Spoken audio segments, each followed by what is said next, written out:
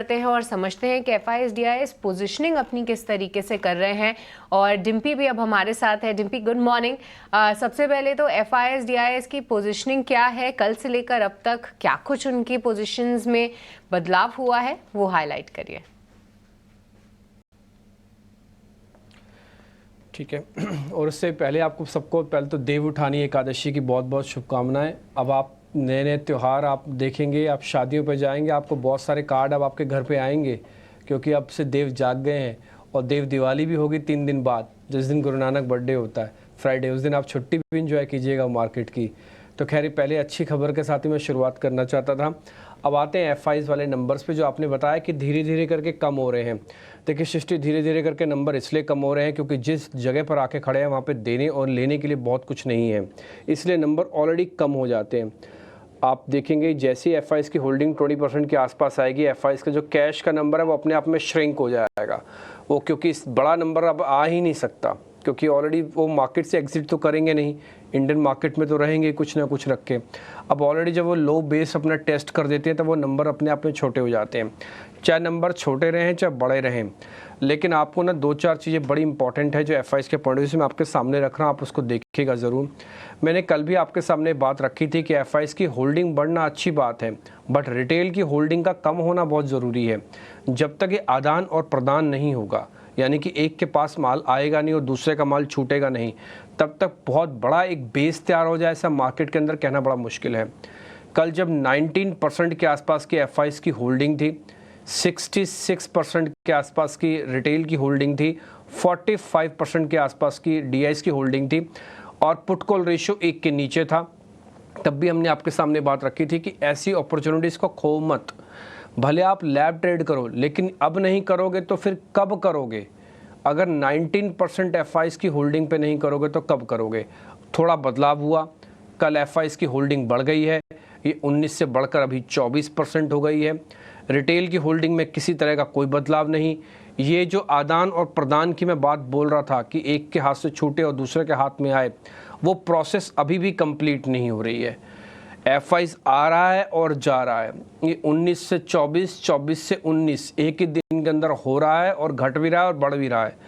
इसलिए मैं पुख्ता तौर पर ये नहीं कह सकता कि मार्केट के अंदर बहुत बढ़िया बेस बन गया है। बाज़ार के पास बेस टेस्ट करने के लिए वापस से मार्केट नीचे भी आ सकता है, और यहीं से ही कल हमने आपको चार्ट भी दिखाए थे, यहीं से ही मार्केट बार बार ऊपर की तरफ भी प्रोपेल करता है।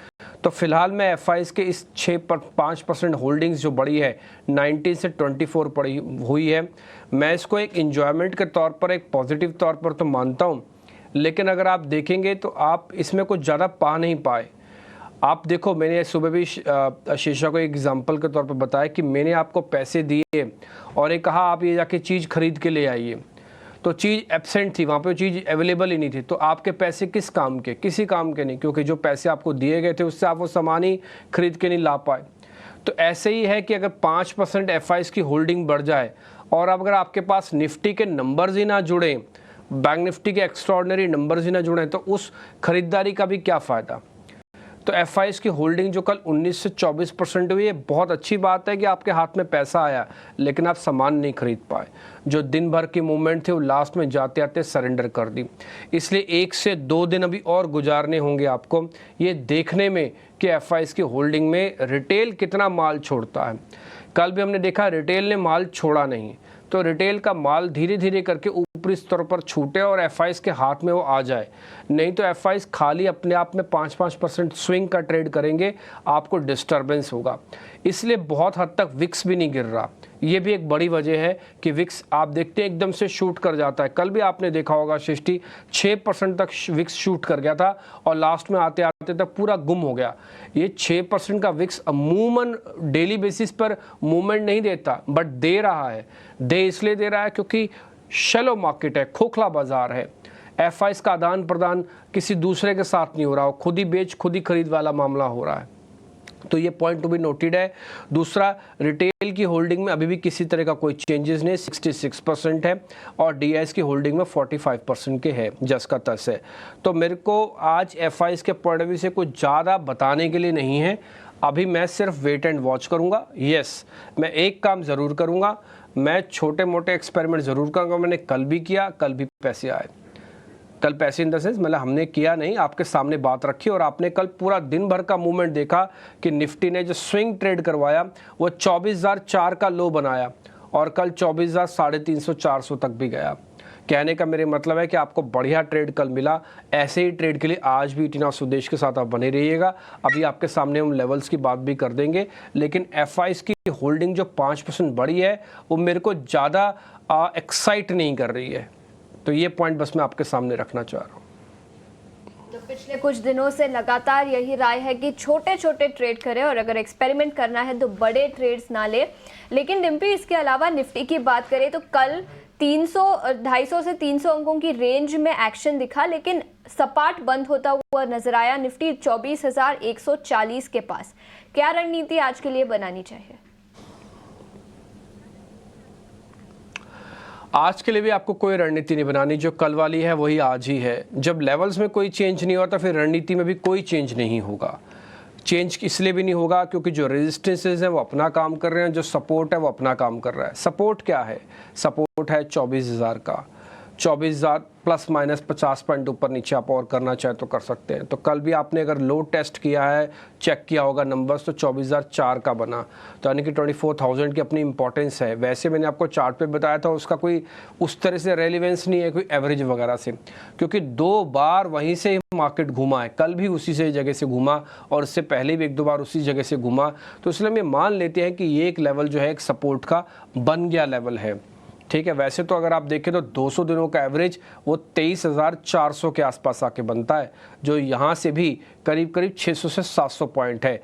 इसलिए कॉर्नर ऑफ योर माइंड, अपने दिमाग के एक हिस्से में ये बात हमेशा रखिएगा कि आप 23,000, 350, 400 तक भी आ सकते हैं। मैं डरा के और चेतावनी देना के या मैं आपका मूड ख़राब नहीं करना चाहता और मैं अपना भी नहीं करूँगा, लेकिन ये बात सच है ना कि 200 दिनों का एवरेज दूर है और 50 दिन का एवरेज भी दूर है। और अगर आप मेरे से 50 दिन का एवरेज बोलेंगे तो चलो मैं आपको वो भी बता देता हूँ। मेरे को 1 मिनट का समय दें, अब मैं बताता हूँ आपको 50 दिन का इसको जो एवरेज है वो है 24,000 कुछ के पास है। कहने का मतलब कि 24,000 के ऊपर है, तो आप 50 दिन के एवरेज के नियर बाय चल रहे हैं, नहीं तो अदरवाइज अब भी आप इससे दूर हैं। तो बीच में हम कहीं आके रुक रहे हैं, तो बीच में रुकने से थोड़ा ट्रेड आप कम करेंगे तो ज़्यादा बन जाएगा। मार्केट को देखो पक्का होने के लिए समय चाहिए। बाजार ये कह रहा है बार बार कि मेरे को समय तो दो पक्का होने के लिए। आप मेरे से ऐसी उम्मीद क्यों करते हो कि आज मैं टूटा और कल मैं एकदम से रॉकेट होकर वापस वो लेवल ले आऊँगा? ये बाजार ये बात बहुत चिल्ला चिल्ला के अपने डाटा से साफ साफ बता रहा है कि इसको समय चाहिए। तो आप थोड़ा समय दें। आप मार्केट से दूर नहीं रहना चाहते, इसलिए हमने लैब ट्रेड आपके लिए रखे हैं। आप छोटे छोटे ट्रेड करते रहें। बड़ा पैसा बनाने के लिए 24,800 हमको चाहिए ही चाहिए। एक बार वो आ जाएगा तो बात बन जाएगी। जब तक 24,800 नहीं आता, छोटे मोटे ट्रेड करते रहे, बाइंग और डिप्स करते रहे। स्टॉप लॉस के अंदर किसी तरह का कोई चेंजेस नहीं है। 24,000, 23,900 का स्टॉप लॉस जो कल दिया था आज भी वही दे रहे हैं। 24,400, 500 का रेजिस्टेंस एरिया है, वो जो कल दिया था वो आज भी आपको दे रहे हैं। तो ये एक रेजिस्टेंस एरिया। शॉर्ट आपको करना नहीं है, बाइंग और डिप्स आप कर सकते हो, वो भी 1-2 लॉट के हिसाब से। जितना सपोर्ट के पास खरीदोगे उतना जोखिम कम हो जाएगा, जितना सपोर्ट से ज़्यादा ऊपर खरीदोगे तो उतना जोखिम बढ़ जाएगा। रिस्क रिवॉर्ड अपना चेक करके उतरना। अगर 70 पॉइंट कमाने हैं तो 140 पॉइंट कमाने हैं तो 70 पॉइंट का ही स्टॉप लॉस रखना। ये आपको खुद से करना पड़ेगा, ये कोई भी आदमी आपका हाथ पकड़ के नहीं करवाएगा। बट ये है लेवल्स, रणनीति, सब कुछ हमने आपके सामने रख दिया, आप जैसे देखना चाहें। एक और चीज़, सेक्टोरल चर्निंग भी होगी। सेक्टोरल चर्निंग में आईटी, मेटल्स, इन दोनों की बहुत इंपॉर्टेंस है और ऑटो भी चाहिए।